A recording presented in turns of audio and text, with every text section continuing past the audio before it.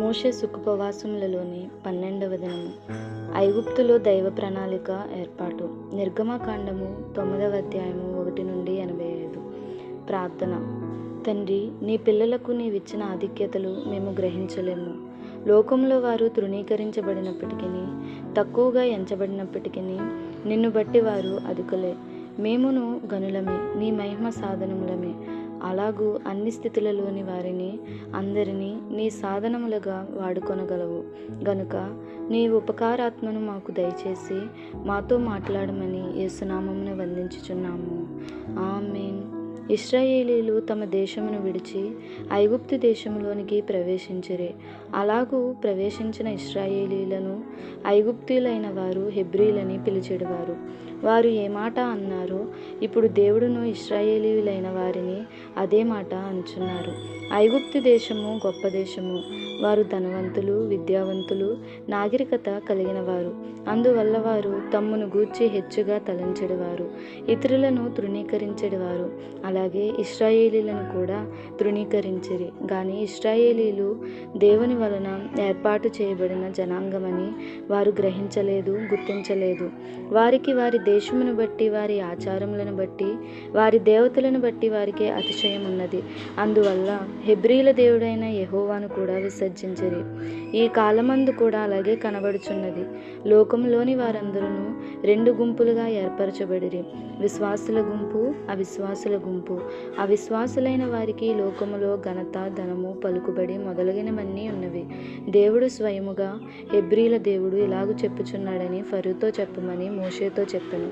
నా జనమును ఐగుప్తీయుల నుండి వేరు చేస్తానని నిర్గమ 8వ అధ్యాయంలో యెహోవా దేవుడు చెప్పెను. అనగా ఇశ్రాయేలు జనాంగమును విడదీయుట. అలాగే 9వ అధ్యాయంలో జనమే కాదు గాని ఆ జనము యొక్క పశువులను కూడా విడదీస్తానని దేవుడు చెప్పెను. అలాగే దేవుడు విశ్వాసులను అవిశ్వాసులను వేరు చేయటం మాత్రమే కాక విశ్వాసులకు కలిగిన ఆస్తిని కూడా వేరు చేయను. విశ్వాసుల అవిశ్వాసులకు చెందకుండా దేవుడు వేరు చేయను. హెబ్రీలు నివసించు గోషేను దేశంలోని జంతువులకు జబ్బులు రాలేదు కానీ ఐగుప్తు దేశంలో నివసించు మనుషులకు వారి జంతువులకు జబ్బులు కలిగెను. హెబ్రీలకు జబ్బులు లేకపోవట వారి దేవుని కృప. ఐగుప్తులో నుండి పశువులకు మనుష్యులకు చావు వచ్చెను. దేవుడు తరుణముపై తరుణమిచ్చెను గాని ఐగుప్తీయులు మనసు మార్చుకొనలేదు. ఇందులో కూడా దేవుని కృప మనకు కనబడుచున్నది. దేవుడు అవిశ్వాసులకు కూడా తన కృప చూపెను.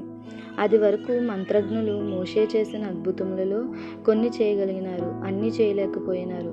వారు దేవుని శక్తిని చూసి భయపడినారు. అలాగే ఇప్పుడును లోకంలోని అవిశ్వాసులు దైవశక్తి లేకపోయినా తమ పనులలో నెగ్గుకుంటూ వస్తున్నారు. కానీ అవిశ్వాసులైన వారు రానయ్యున్న 7 ఏండ్ల మహాశ్రమలు తప్పించుకొనలేరు, సహించలేరు, తాళలేరు. ఐగుప్తిలో జరిగినటువంటి శ్రమల కన్నా ఈ శ్రమలు అధికముగా ఉండును.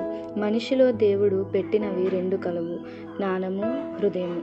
ఐగుప్తిలో కలిగిన శ్రమలు వారి జ్ఞానమునకు అర్థమైనవి గాని మనస్సులో నొచ్చుకొనదగినంత కలుగలేదు. గాని 100 ఏండ్ల శ్రమ కాలంలో జరిగే మహాశ్రమలకు మనస్సు నొచ్చుకొనును.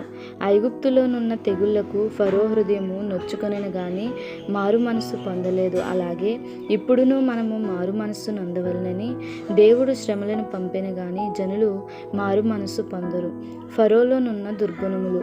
దేవుని జనులను తృణీకరించుట, హెబ్రీయుల దేవుని తృణీకరించుట, కలిగిన శ్రమలను బట్టి మనస్సును కఠినపరుచుకొనుట. శ్రమలు వచ్చినప్పుడు దేవుడెందుకు ఊరుకొనవలనని విశ్వాసులను అవిశ్వాసులను ప్రశ్న వేయుదురు. దేవుడు తన బలమును చూపించుటకును, దేవుని బలము లోకములోని వారందరూ తెలుసుకొనుటకును, యెహోవాయే దేవుడని తెలుసుకొనుటకు, దేవుని నామము భూలోకమంతా ప్రచురింపబడుటకు దేవుడు ఊరుకొనును. ఇప్పుడు రాకడ కాలము. ఈ రాకడ కాలమందు భూలోకమంతటా రాకడను గూర్చిన సువార్త సంపూర్ణముగా ప్రకటింపవలెను. 1000 ఏండ్ల పరిపాలన కాలంలో సంపూర్ణ సువార్త అన్ని భాషలలో, అన్ని ప్రాంతములలో ముందుగానే సువార్త ప్రకటింపబడవలెను. రాకడ వార్త ప్రకటించే విశ్వాసులు అన్ని భాషలలోనూ మాట్లాడుదురు. ఈ కాలమందు సంపూర్ణ రాకడ వార్త సర్వజనాంగమునకు విశ్వాసులు బోధింతురు. ఋషులైన వారు తమ తమ గుహలను విడిచిపెట్టి బయటకు వత్తురు. ఇది బైబిలులో లేదు గాని సంఘ చరిత్రను బట్టి మనము తెలుసుకొనగలుగుచున్నాము. యూదులను ఏర్పరచుట, ప్రభువు ఈ లోకంలో జన్మించుట కొరకు, విశ్వాసులను ఏర్పరచుట, రాకడ వార్త అంతటా ప్రకటించుటకు, అబ్రహామును ఏర్పరచుట, ఆ అట్టి విశ్వాసము అందరూ కలిగి ఉండుటకు, మోషేను ఏర్పరచుట, దేవుని హృదయంలోనిది బయలుపరచుటకు, యెహోషువను ఏర్పరచుట, దేవుని బిడ్డలకు దేశమును స్థిరపరచుటకు, పేతురును ఏర్పరచుట, యూదులను దేవుని సంఘములో చేర్చుటకు, పౌలును ఏర్పరచుట, అన్యులను దేవుని సంఘములో చేర్చుటకు, యోహానును ఏర్పరచుట, ప్రకటన వ్రాయుటకు, ఫరోను ఏర్పరచుట, దేవుని బలమును చూపుటకును, లోకమంతటా దేవుని నామమును ప్రకటించుట కొరకు దేవుడు ఏర్పాటు చేసెను. దేవుడు చివరి వరకు ఊరుకొనడు గాని కొంతకాలం మట్టుకే ఊరుకొనెను.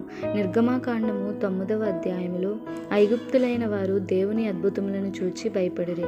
అలాగే ఇప్పుడును అన్యులు దేవునికి భయపడుచున్నారు. కొందరు రాకడకు సిద్ధపడుచున్నారు గనుక ఆయన మనలను ఏ పని కొరకు సిద్ధపరచునో ఆ పని మనము చేయవలెను. రాకడకు సిద్ధపడుచు ఇతరులను సిద్ధపరిచే పని మనకందరి ముందు ఉన్నది.